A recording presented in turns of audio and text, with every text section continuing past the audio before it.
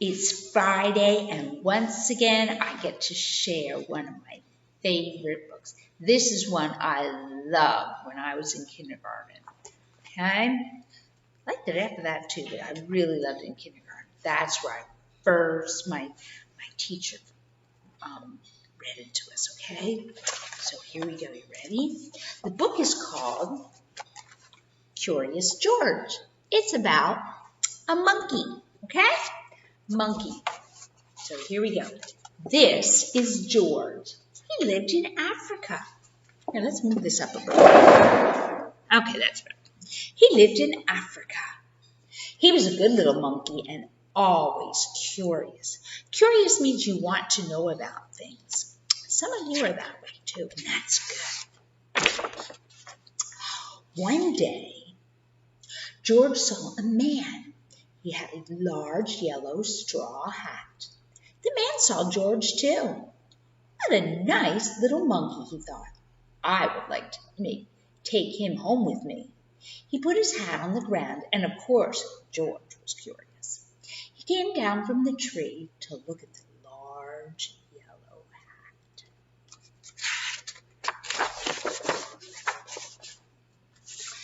The hat had been on the man's head. George thought it would be nice to have it on his own head. He picked it up and put it on.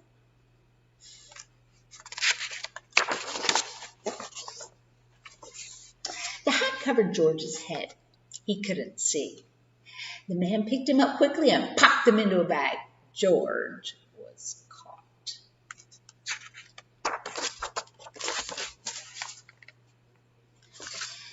The man with the big yellow hat put George in a little boat, and a sailor rowed them both across the water to a big ship.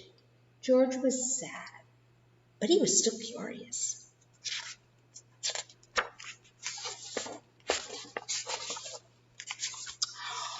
On the big ship, things began to happen. The man took off the bag. George sat on a little stool, and the man said, "George, I am going to take you to a big zoo in a big city. You will like it there. Now run along and play, but don't get into trouble." Oh, George promised to be good. But it is easy for little monkeys to forget.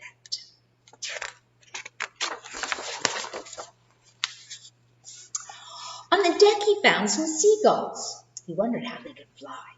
He was very curious. Finally, he had to try.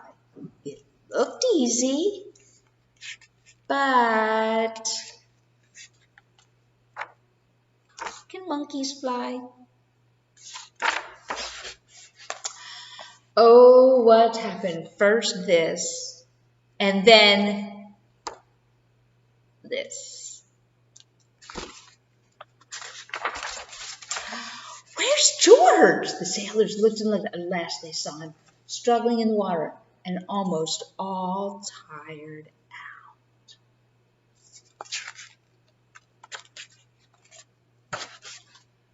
"Man overboard!" the sailors cried as they threw him a life belt. George caught it and held on. At last he was safe on board. Got a lot of fish and water in his tummy.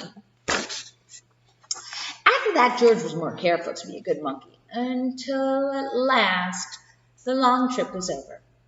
George said goodbye to the kind sailors, and he and the man with the yellow hat walked off the ship onto the shore and on into the city to the man's house.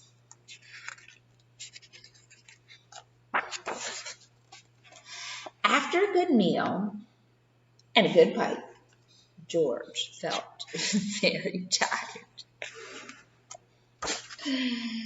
He crawled into bed and fell asleep at once.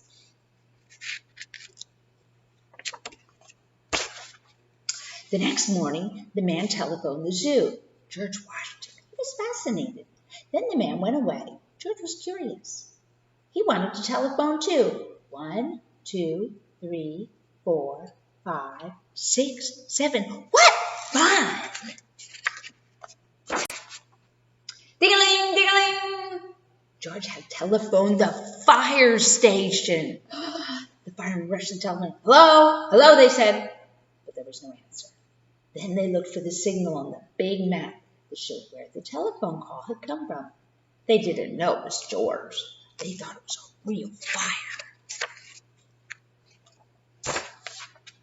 Hurry, hurry, hurry! The firemen jumped on the fire engines and onto the hook and ladders. Ding dong, ding dong, ding dong. Everybody out of the way! Hurry, hurry, hurry!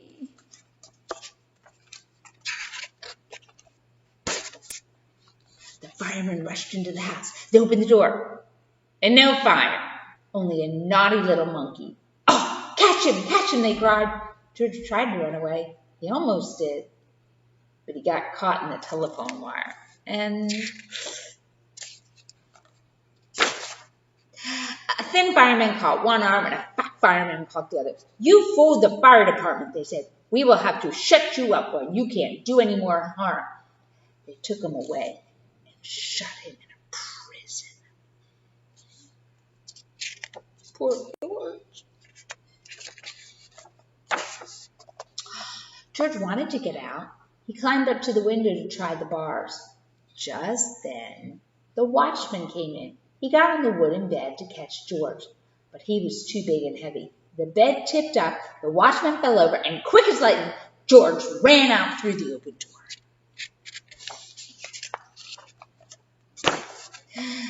He hurried through the building and out onto the roof, and then he was lucky to be a monkey. Out he walked on the telephone wires, quickly and quietly over the guard's head. George walked away. He was free. Down in the street, outside the prison walls, stood a balloon man. A little girl bought a balloon for her brother. George watched. He was curious again. He felt he must have a bright red balloon. He reached over and tried to help himself. But instead of one balloon, the whole bunch broke loose, and in an instant the wind whisked them all away, and with them went George, holding tightly with both hands. Oh no!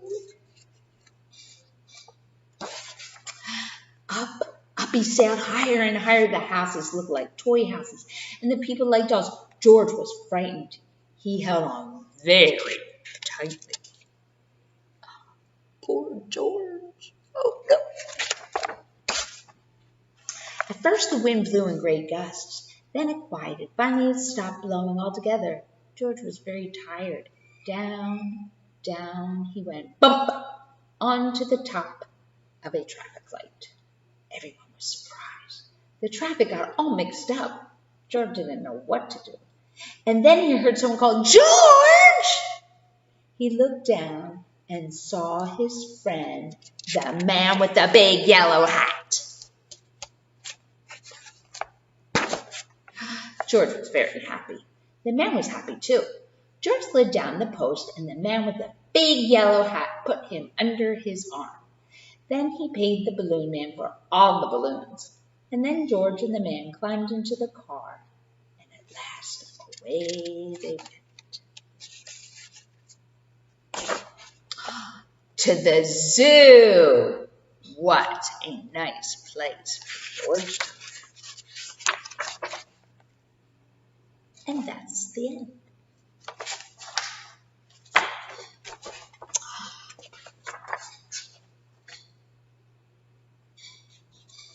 Did you like that story? I did. Next week we have another one about George, so you just wait, okay?